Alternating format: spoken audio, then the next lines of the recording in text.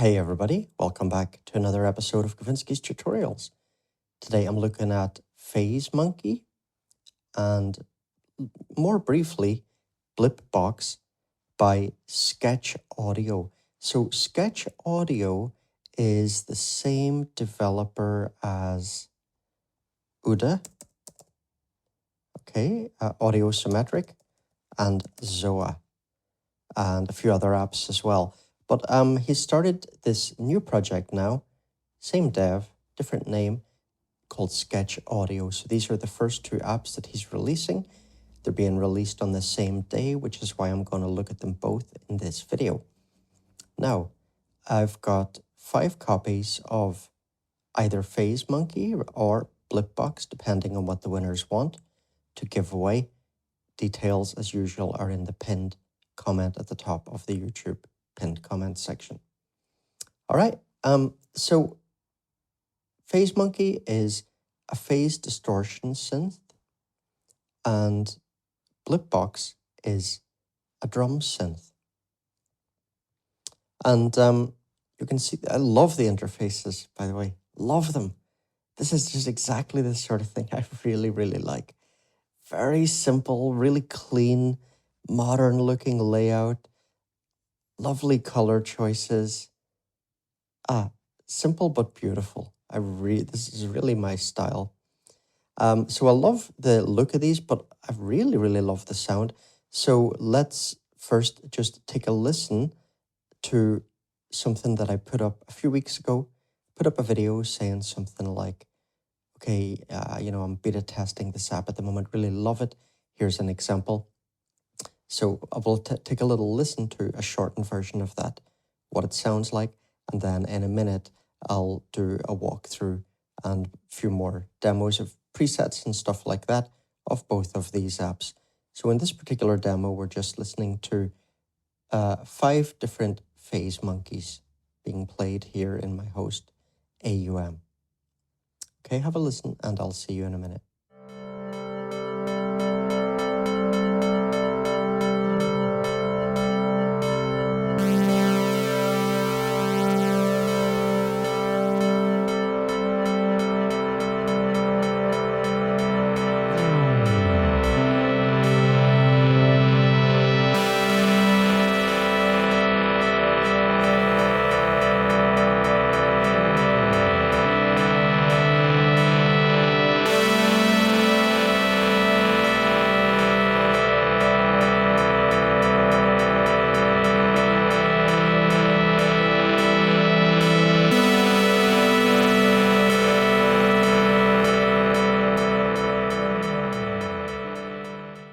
Okay, so let's walk through the Phase Monkey interface.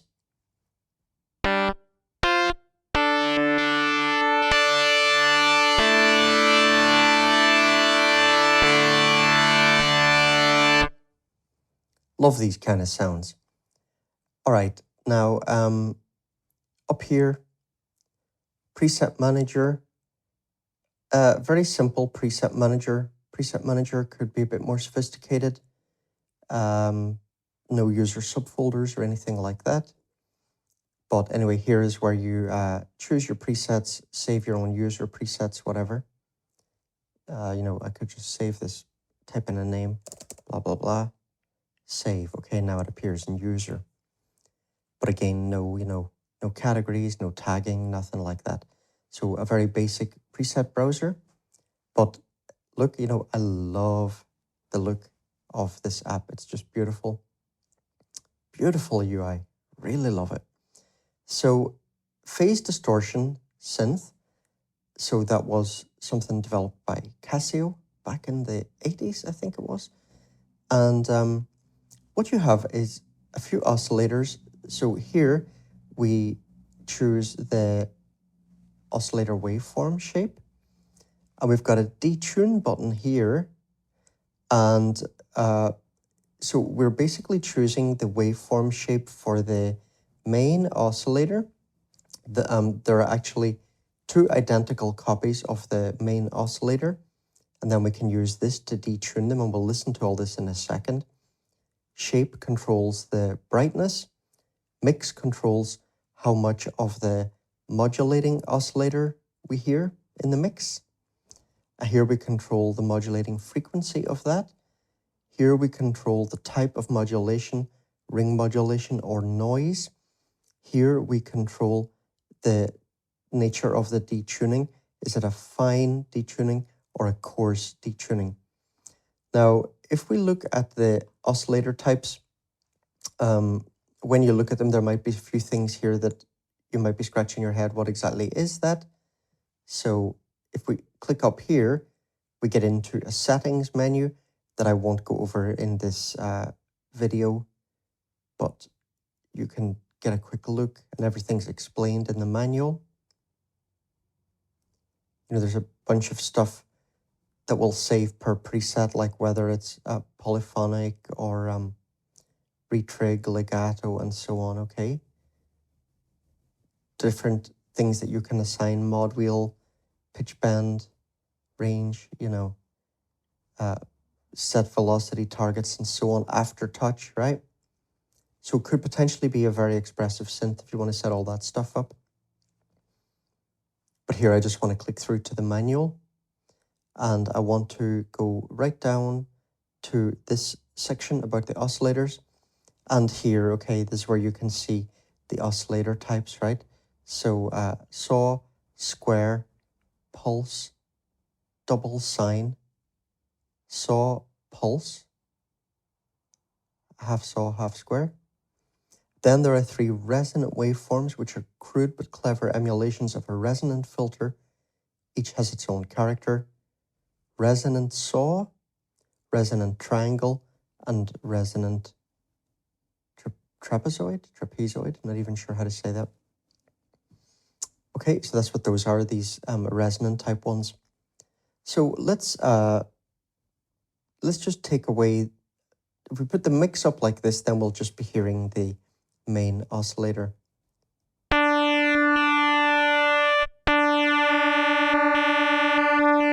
Okay, so that's what the fine detune sounds like. Sorry.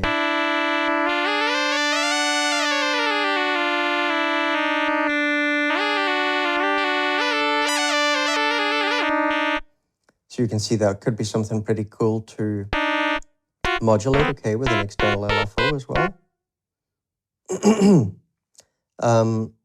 Now, let's just bring detune down.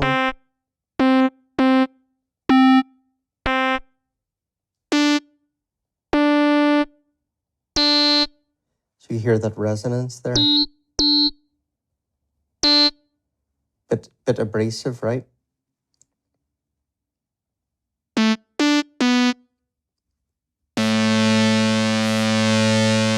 Okay, so now we're mixing in the modulator.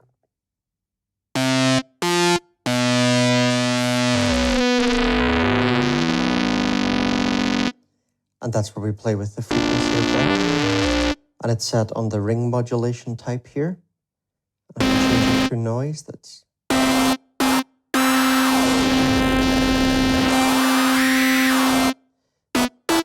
so you can hear the noisy quality of that. Personally, I would find myself using the ring modulator algorithm a lot more. Now, then we come over to the envelope section. 3 envelopes. Amp, that's for the main oscillator. Mod, okay, that's for the modulation oscillator. And extra, which is just an envelope that you can use that's not connected to either of those. And you could use it to modulate pitch or shape. Okay, over here. So amp, mod, extra, right? And here, these arrows are extremely important because basically these are multi-stage envelopes. Now, when a stage is highlighted like this, it means that that is the one that we are hearing in the sustain phase of the envelope. And if we take that away, then there will be no sustain phase. Okay, so we've got an X and Y axis, right? What is that doing? Well, let's see for example, here, okay, let's just take it up. Let's take the mix up so that we've only got the amp oscillator playing. So you see that's a very fast attack. Bring it over here. Now it's a slow attack, right? Now on this axis here, the y-axis, that's the volume that will be reached. So this is time, and this is volume, basically. So there it's taking a long time to reach a high volume. And here it's taking a long time to reach a lower volume. And there it's reaching the highest volume immediately. And there, look, we got nothing, right? Now, if we click through here, we see the other stages. Okay, so we can have up to 8 stages. The same for the modulation oscillator, and same for the extra, right? So we have 3 envelopes. Each one can have 8 stages. Now, you don't have to use all the stages, and you could imagine that you could get some very complicated stuff going on there with your levels evolving over time if you do play around with those 8 stages in creative ways, and maybe experiment with what you highlight as which one you're choosing for the sustain. So let's click through to another one here. So you can see here, we've got a lot of release on that.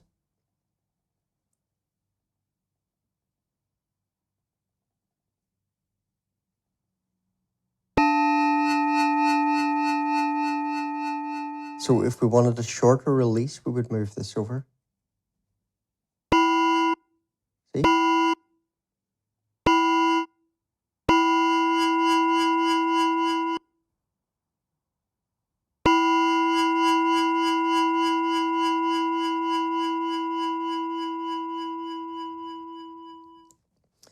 So if you want a normal release, you're going to want to have this one ending at the bottom, right? Otherwise, you'll get that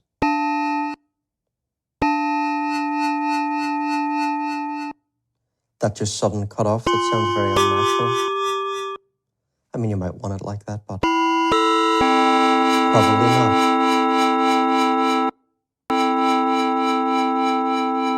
Okay, so let's hear this one.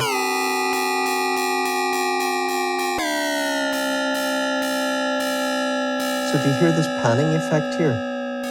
It's not like an auto-tune kind of panning. Instead, it is based on this spread slider. And let's bring the spread down.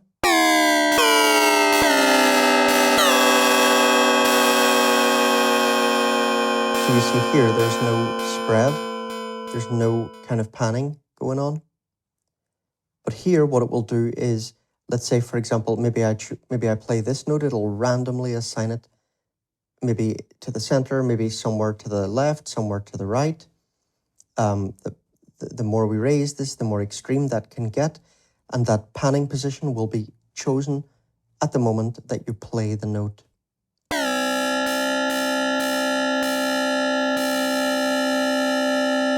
So you see that panning is not moving around when I sustain the note. So it's not like auto panner style panning.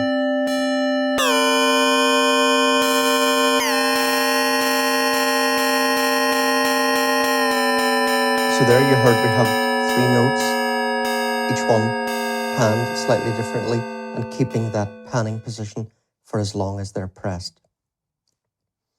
Now here I'm modulating the LFO rate with MIDI LFOs over here.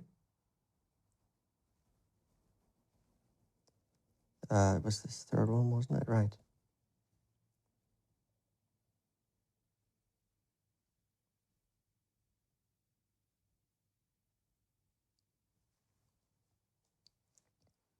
Okay, so just a simple triangle LFO.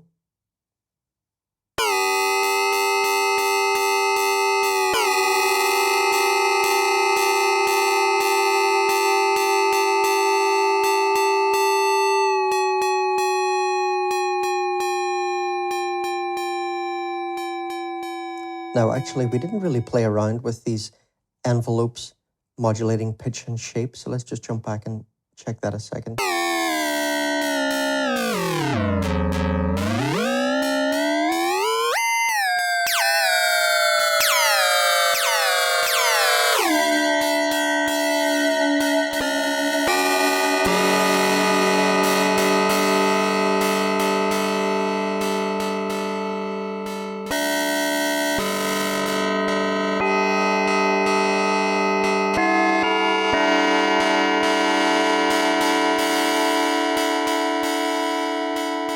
I really love phase distortion synthesis. I love the quality of the sounds.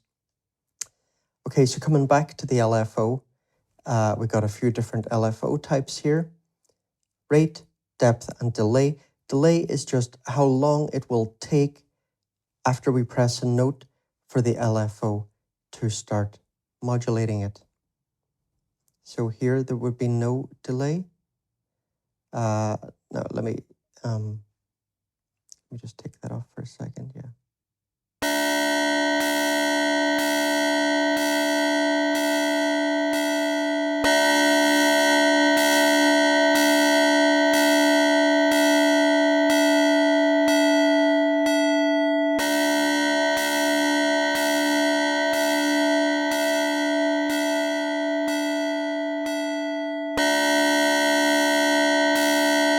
So you hear that rhythmic thing when we've got the delay turned up, it's taking longer after I press the note for that to come in.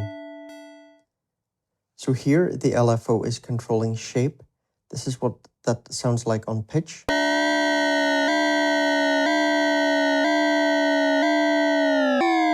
Okay, so we increase depth, we're getting a more extreme effect.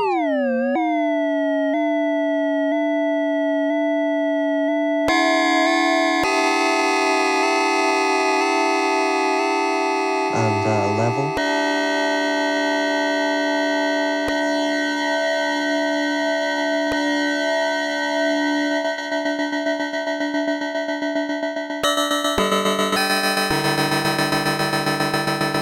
Beautiful.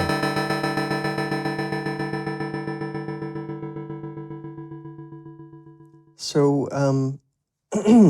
one thing I do find a bit strange, and I mentioned it to the dev, and he said maybe he'll implement some of these things, maybe not, let's see. I mean, I like it very much the way it is already, but here we've just got one LFO and 3 targets. I would really like more than one LFO in here, but again, look, this is why we have external LFO apps like MIDI LFOs or whatever, okay? So it's not the end of the world. All right, so that's the LFO section. And then over here we have the master section.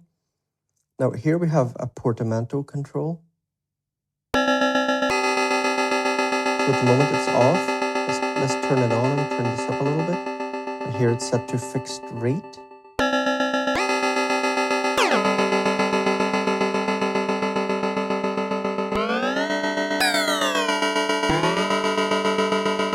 Okay, and here we can set it to fixed time.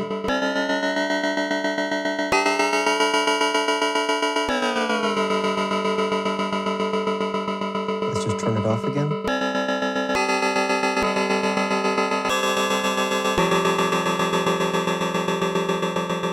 Okay, so with that off, there's none of that pitch bend stuff going on. Spread we already talked about.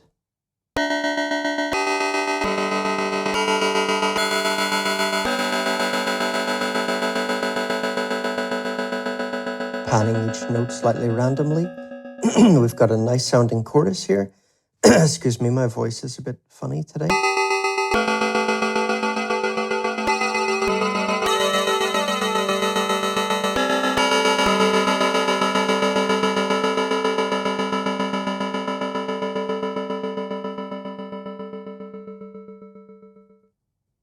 The chorus does sound really nice. Personally, I'm not all that huge a fan of chorus, so I don't tend to use a lot of it.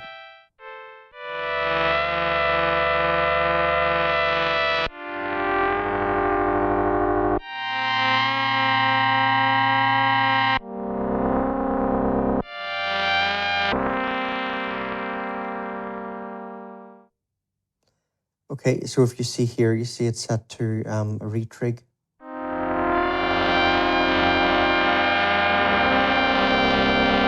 And now it's set to poly, okay, so don't forget about the settings.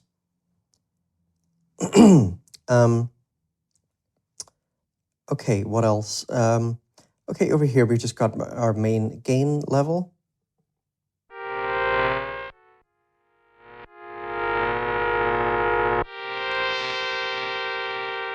And here we've got a non-resonant. Been thinking about visa stuff recently. Low pass filter.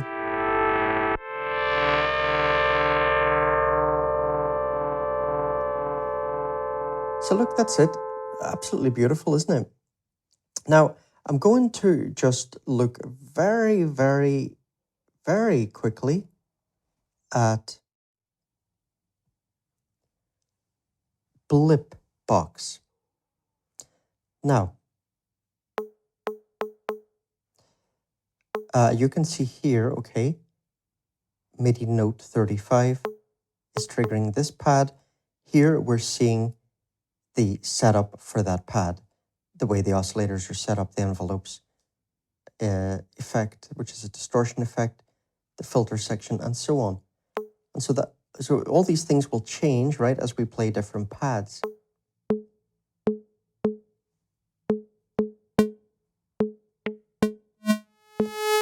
Well, there's not a lot of change here. Let's change to a different one. Okay, Jetstream.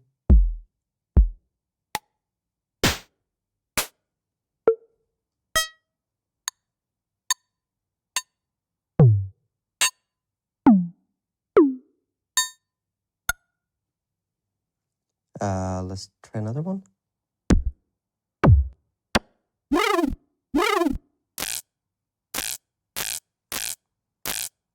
Pretty cool. Okay, so what's that? A D sharp, right. So let's just take something. Let's take a MIDI tool. Let's take, say, for example, Step Bud by Jim Altsai. And let's just change it.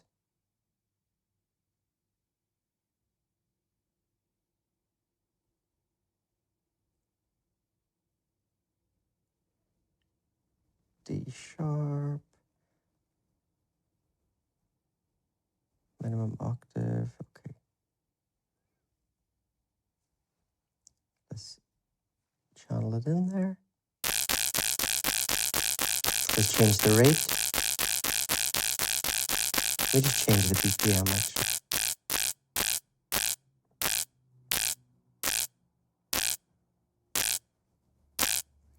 Okay, so we're just going to concentrate on manipulating this one particular note. Okay, so here we have shape 1 and shape 2, and we've got a mixer that can mix between them. Okay, so there we're only getting shape 2.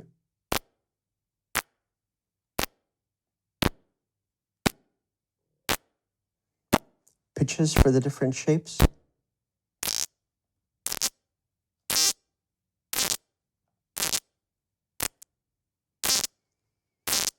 And their envelopes are over here.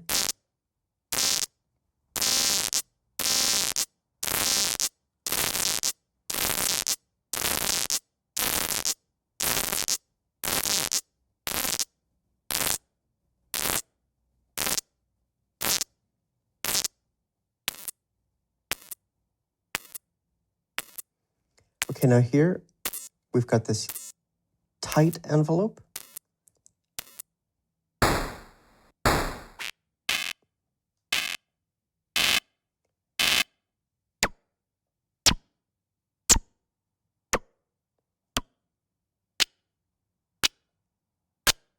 So basically a a range between a tight and a loose sound.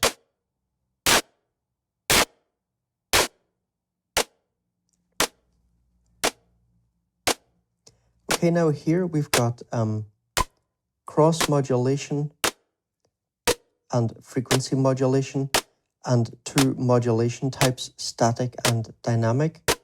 And you can take a quick look at the manual.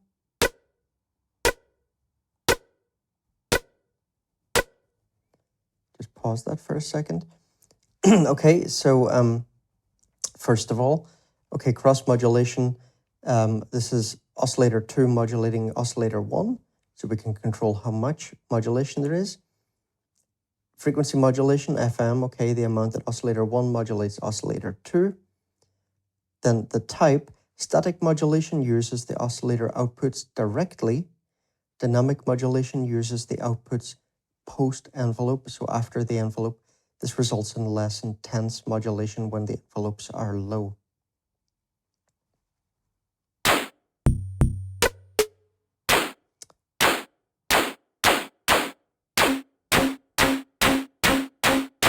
You can hear there. Some of them you'll hear more than others. Right? Okay, let's press play again.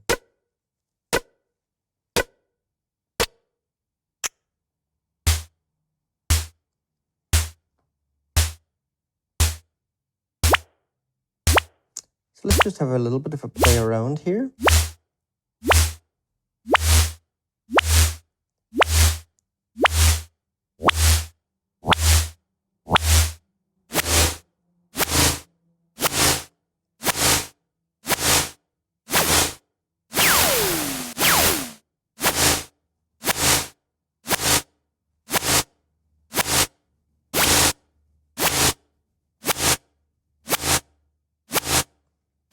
Here we got the amount of noise.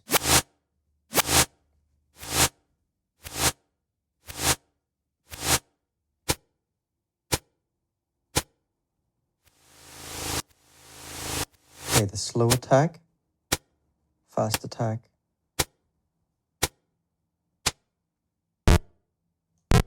Now here we got a kind of digital bit crushy style distortion. And here a bit more of a sort of analog distortion.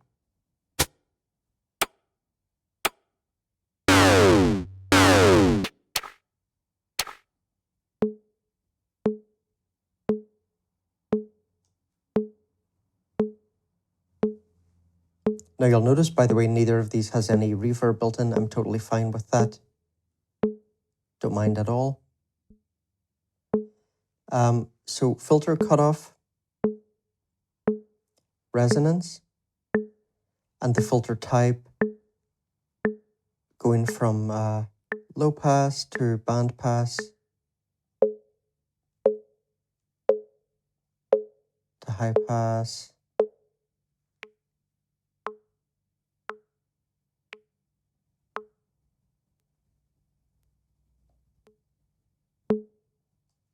We're back on the low pass there.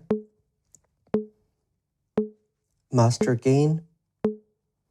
Now here we have the envelopes, different envelopes modulating shape 1, shape 2. Okay, so envelope 1 modulating shape 1, envelope 2 modulating shape 2, envelope 1 modulating cutoff, envelope 1 modulating pitch, envelope 2 modulating pitch, and mix modulating cutoff.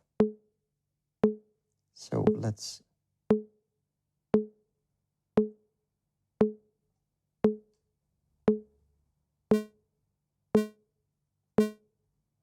okay, so here envelope 1 is modulating shape 1, so let's play with envelope 1. You can hear there, okay, the slower attack.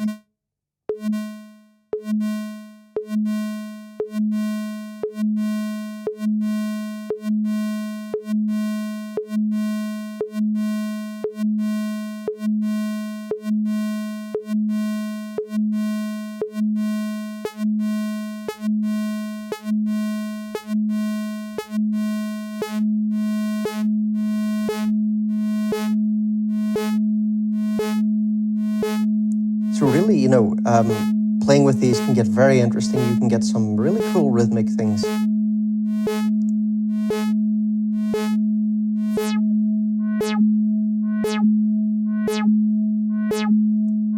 So we wanted the negative modulation there, right? Because we got cut off all the way up. Now we're getting the positive modulation. One criticism, it would be nice if that was visualized here, wouldn't it? Anyway, I do really like these interfaces.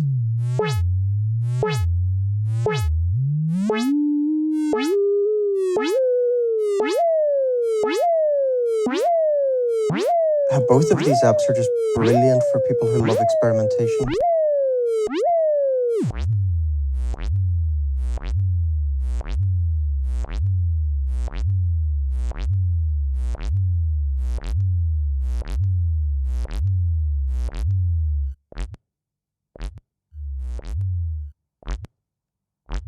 Okay, so the mixer modulating cutoff.